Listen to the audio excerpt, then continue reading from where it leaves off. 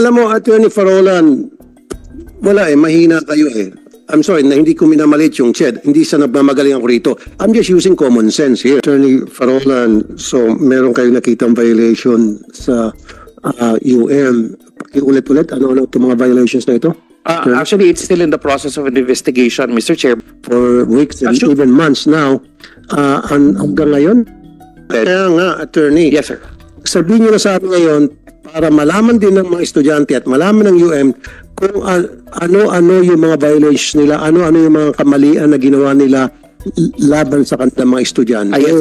Yes, Mr. Diretso niyo na po kami, diretso niyo mga estudyante. Matagal. Alam mo, Attorney Farolan, wala mahina kayo eh. I'm sorry, na hindi ko minamalit yung CHED. Hindi sa nagmamagaling ako rito. I'm just using common sense here. Attorney Farolan, so meron kayo nakitang violation sa UM. Pakiulit-ulit, ano itong mga violations na ito? Actually, it's still in the process of an investigation, Mr. Chair. For weeks and even months now. Hanggang ngayon? Kaya nga, Attorney. Yes, sir.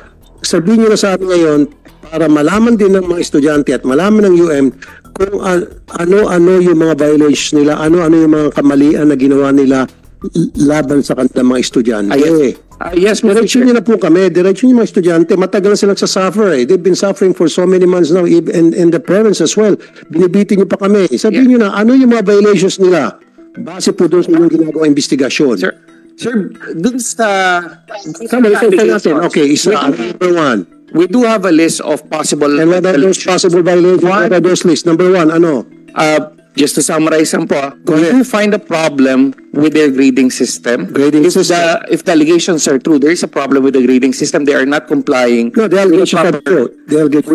And you know, for a fact na may mga ebidensya sila. Okay, grading system. Sir, may violation sila doon. Baka kami naman na ma-question kasi since we don't have an order. Sige po. Number two, ano pa po yung mga violations nakita nyo? So, nakita rin namin yun sa allegation, if it is true that they have to explain why they are allowing professors to handle too many subjects for particular cases. Okay, number three. There were also allegations of illegal exactions or nangolekta ng mga fees. Okay, good. For tutorial fees and for, meron pa nga yung isa, yung bull ring. Correct. There are also allegations that some of the fees were done by a professor, so not necessarily by the higher education institution, but there seems to be an inaction on the part of the school to discipline or correct the possible abuses of one of their faculty members. Okay. So iba po yung possible violation of the faculty, which is an administrative matter na governing board dapat yung nagdi-discipline. Iba rin po yung kasi inaction nila. Yes, sir. Okay, kanina pa sinasabi na if true, gaano katagal na namin nilapit sa inyo yung problema? Kung matatanda nyo sa? It's been how long? A month. More than a month. Yes, it's more than a month. So doon sa isang buwan, hanggang ngayon, hindi nyo pa po nalalaman kung allegation ba o totoo yung mga sumbong na inilalapit ng mga estudyante. Sir, diretso, abogado ka, hindi po ako abogado, okay? For that 30 days na na-handle nyo po yung kaso, and then yung mga estudyante na nakakausap nyo, and I'm sure itong mga estudyante nakapagpresenta na sa inyo ng mga ebidensya, hanggang ngayon, hindi nyo pa nalalaman kung talagang confirm ba o yung allegations o hindi. Sir, kasi palagi mo sinasabi if it is true. Sir, nag-iingat lang po kasi kami dahil since we are the one who's going to come out with the decision. I know you should have come out with a decision by now since it's more than a month. Sir, naka-mediation po kami ngayon, Mr. Chair. Yun yung sinasabi kanina ni Chairman Cheese, mediation and investigation. Okay, magandang pagka-explain mo. Pwede mangyari yun. However, doon sa investigation, para kayo po makapag-mediate properly, you have to come up with the result of your investigation para yun ang magiging bala nyo against doon sa eskwelahan nang sa gayon, you have the upper hand pagdating sa mediation. Right? Kasama po yung sa tinitingnan natin, Mr. No. Sir, kasi if kung meron kang bala after sa ginawa ng investigasyon and you find out na napakarami talagang violation, so when you sit down with them, meron ka ng hawak ng mga bala. So you have the upper hand na para i-dictate anong gusto niyo mangyari on behalf of the student, doon sa mga estudyante, pagdating sa mediation table. Diba? Sa ngayon kasi, you go to mediation na wala ka pang bala, wala ka may presenta doon sa mga estudyante, sa UM, Because you're saying you're still doing an investigation. Kaya nga, sabi mo, if it's true. So pupunta ka doon sa mediation, lagi mo sasabihin, if it is true, this will be your sanction, this will be a penalty. If it's true, puro if it's true. Dapat pag pumunta ka doon sa mediation table, ito po ang nakita namin, mali kayo. Number 1, ito'y mali nyo. Number 2, at ito'y mga pieces of evidence. Number 3, ito'y mga pieces of evidence na kayo mali na naman. 5, 6. Ngayon, pag upo nyo sa mediation table, hindi na masyado makakapalag yung UM. I may, Mr. Chair. We would be willing to share, Mr. Chair, if we can request for an executive session with the committee. But we can in transparency, you have to speak up. At nandito yung mga estudyante, ayoko naman na magbubulong-bulungan tayo at yung mga estudyante, hindi na pakikinggan yung mga pinagsabi natin. Mr. Chair, kasi Mr. Chair, what do you think? kami yung magbibigay ng decision. What you're asking is to provide the decision already, Mr. Chair, which unfortunately we cannot do without prejudicing the validity of our Sorry, decision. Mr. Chair, sandali lang muna.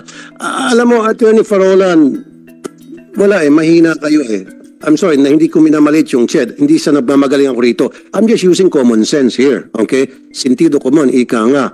Now, more than a month na hawak yung kaso to. And then, in those more than 30 days, I'm pretty sure you had the opportunity and probably took that opportunity and the time to interview the students and review the pieces of evidence they presented to you. Right? So, and I'm sure nakapagtanong-tanong na rin po kayo sa mga taga-UM na buksan nyo ang kanilang libro, nakita nyo yung mga policies nila, kinumpara nyo, binangga nyo, yung reklamo ng estudyante versus policy nila versus all these pieces of evidence equals to ito yung resulta. As simple as that. Nagpapasikot-sikot ka pa, sir.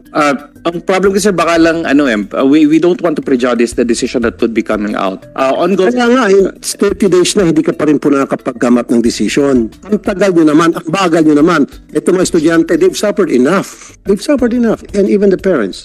If I may, Bilisan yung investigasyon nyo, sir. if I may, Senator Rafi, I think there are two issues involved here. Kung ano man ang parusang ipapataw ng CHED sa nabunga ng o resulta ng investigasyon nila sa University of Manila, sabihin nila, kunwari, mali yung profesor, hindi niya sinarot yung policy, hindi matutulungan nun yung mga estudyante, but it can prevent the future occurrence of a similar incident insofar as other students are concerned. Now, that's why I clarified. Yung mediation na ginagawa ng CHED is between the school and the affected students now. Mr. Chair. Would that be correct? Yes, Mr. Chair. And as you clarified, without prejudice to any penalties after investigation which you will impose on UM. Yes, Mr. Chair. The point of Senator Tulfo is may bala sana kasi kayo kung nando na. Now, I think what would be fair to state, Attorney Spocky, is sorry, first name kami Senator Rafi kasi matagal na kami magkakilala nito Nagkasama kami sa Board of Regents dito dati. I think the point Senator Rafi is driving at is he wants you to enumerate, given what you know now, the possible violations that you see based on the complaint of the students.